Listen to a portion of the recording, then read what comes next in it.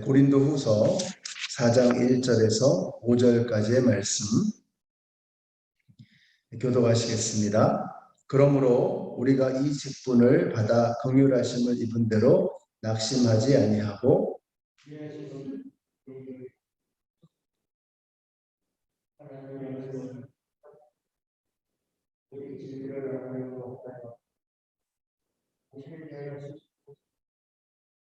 만일 우리의 복음이 가리었으면 망하는 자들에게 가려진 것이라.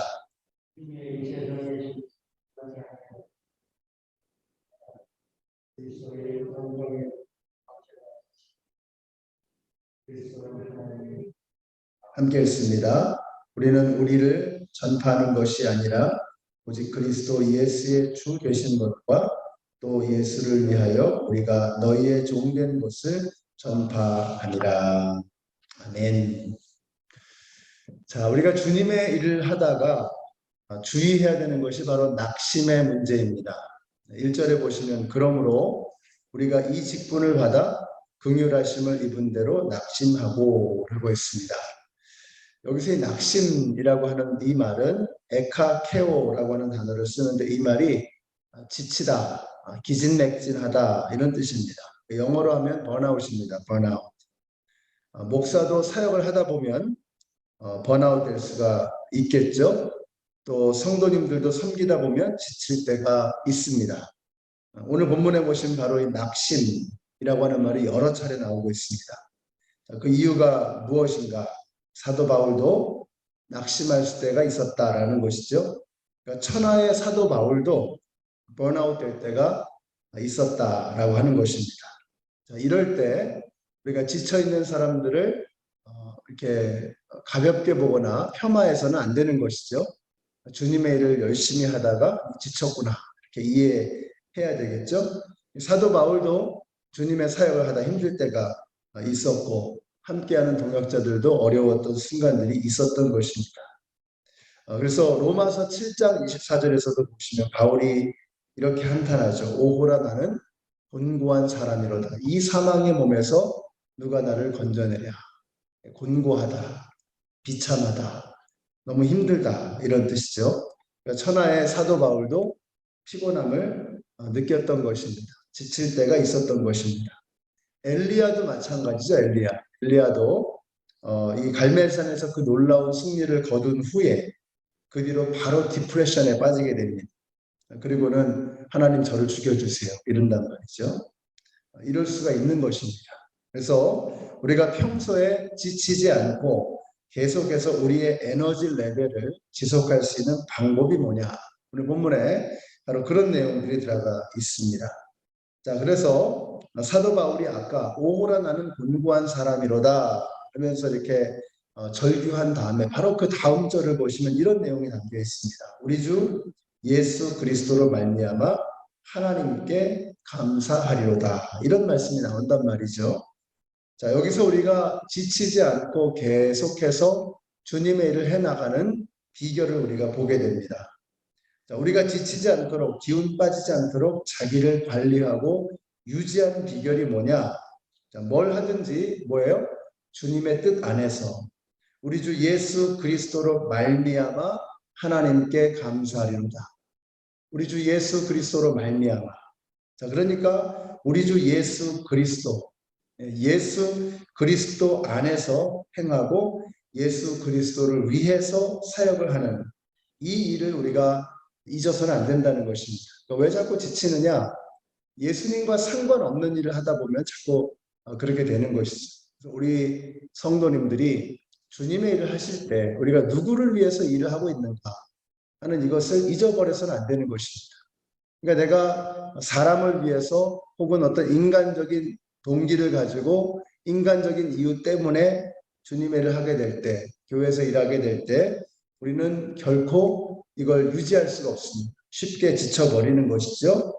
예수님 안에서 우리 주 예수 그리스도로 말미암아 그러니까 우리의 사역의 근거가 예수님 안에 있게 될 때 우리는 계속해서 번아웃 되지 않고 지치지 않고 주님의 일을 해나갈 수가 있는 것입니다. 근데 하다 보면 이게 잘 안 됩니다. 자꾸 사람들이 보이기 시작하고 내가 그동안 해온 어떤 책임감, 의무감으로 이 교회를 하다 보면 그 지치게 되는 거죠. 당연한 것입니다. 저도 그럴 수 있고 여러분도 그럴 수 있는 것이죠. 그래서 오늘 우리가 이 말씀을 통해서 깨우쳐야 할 것이 뭐냐? 예수님을 바라보면서 예수님으로 말미암아서 내 사역의 동기가 또 내 사역의 근거가 예수님이어야겠구나라고 하는 이것을 결심하는 저와 여러분이 되시기를 바랍니다. 또 한 가지는 감사입니다. 우리 주 예수 그리스도로 말미암아 하나님께 감사하리로다. 감사함이 있어야 됩니다. 이 감사라는 것이 참 희한합니다. 감사를 하다 보면 또 감사가 막 더 생기는 거예요. 여러분 생각해 보세요. 도대체 감사하지 않은 사람이 행복할 수 있을까? 여러분 주위에도 한번 보세요. 어떤 사람이 행복한가를 보세요.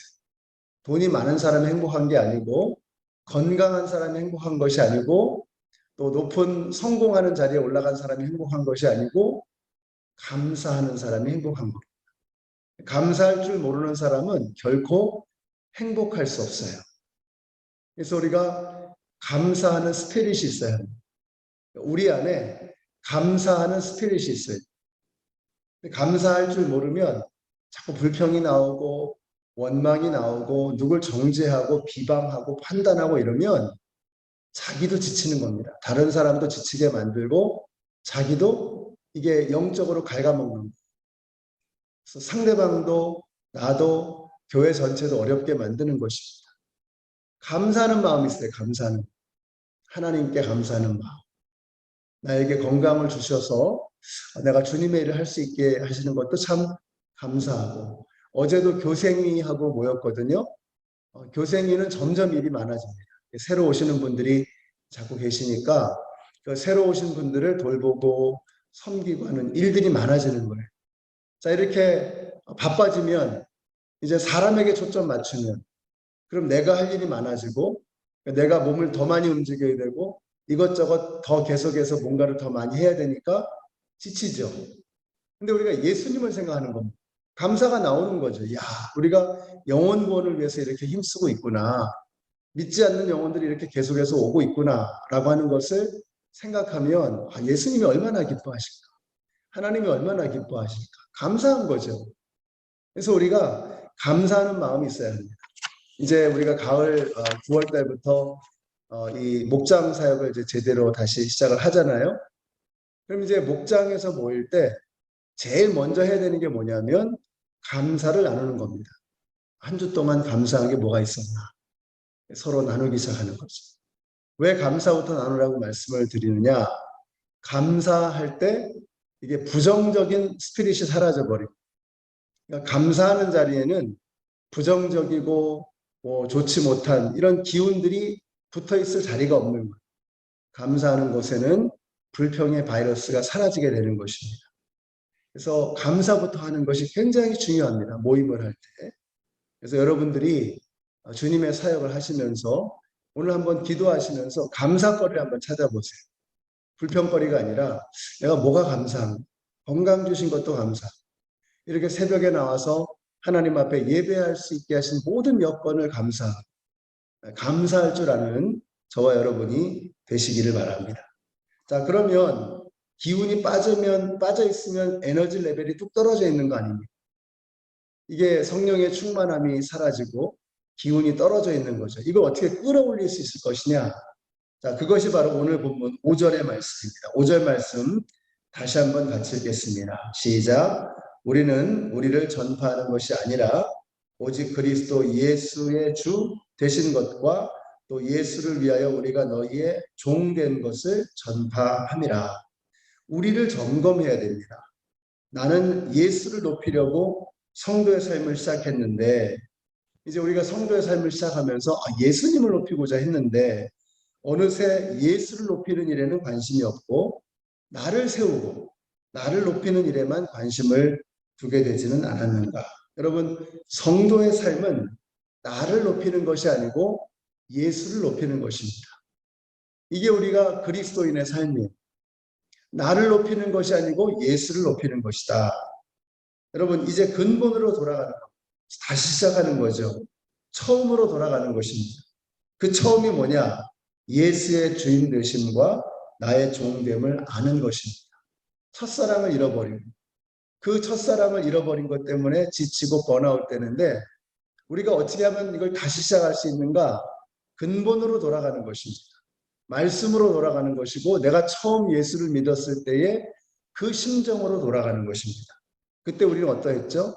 여러분들이 예수님 처음 믿으실 때 여러분 어떤 생각이 들었습니까? 이제는 나를 위해 사는 것이 아니라 예수를 위해 살리라. 이제는 나를 높이는 것이 아니라 내가 중심이 되는 것이 아니라 예수가 중심이 되고 예수를 높이는 삶을 살리라 라는 결심을 누구나 했잖아요. 이걸 잊어버리니까 신앙생활 오래 하면서 이걸 잊어버리니까 이제는 점점 기운이 빠지는 겁니다. 그러니까 예수님 말고 다른 동기 때문에 자꾸 열심을 내는 거죠. 잘못된 것이죠. 그래서 우리가 근본으로 돌아가는 것입니다. 처음으로 돌아가는 것입니다. 예수 때문에 기뻐해야겠다. 그래서 뭐예요? 나를 높이는 것이 아니라 예수를 높이는 것이다. 예수를 높이는 게 뭐예요? 예수의 주되심과 나의 종됨을 확인하는 것입니다. 이게 바로 5절의 말씀이죠. 예수 그리스도가 주인이시고 나는 종이구나. 예수가 주인이라면 나는 그분의 종인 것입니다. 이걸 분명하게 하는 것입니다. 마치 이런 것이죠. 이 수력 발전에서 낙차와 물의 양이 에너지의 양을 결정하거든요. 이게 얼마나 높이서 떨어지느냐, 얼마나 많은 물이 떨어지느냐에 따라서 발생되어지는 전기의 양이 결정되는 겁니다. 다시 말하면 예수를 높일수록 내가 낮아질수록 거기서 발생하는 에너지가 커지는 거죠.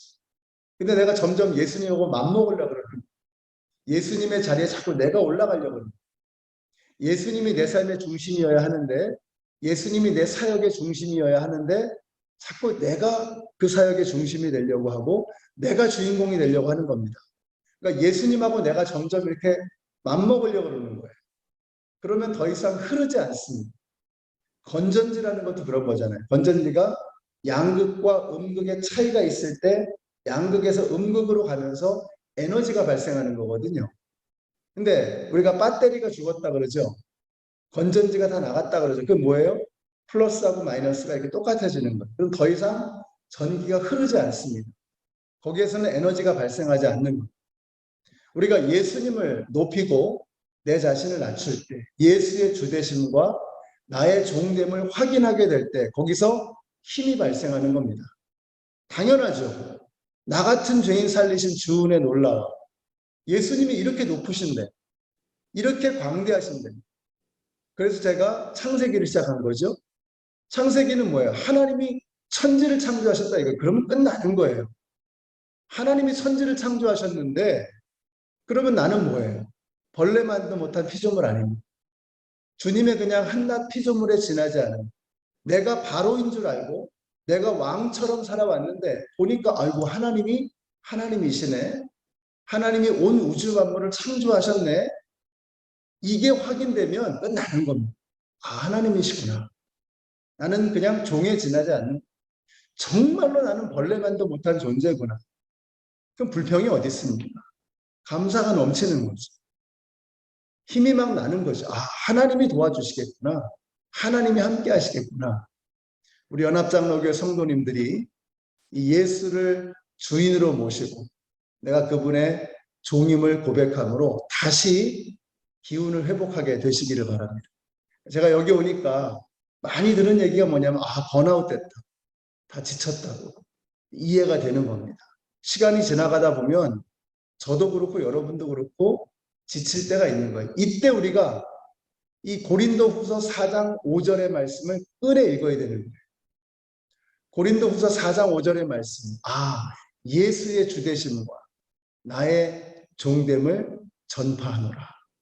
예수 그리스도가 주인이심을 고백하고 내가 그분의 종에 지나지 않는 것을 깨닫게 될 때 힘이 생기는 거예요. 나 같은 죄인 살리신 주님의 은혜 고마워.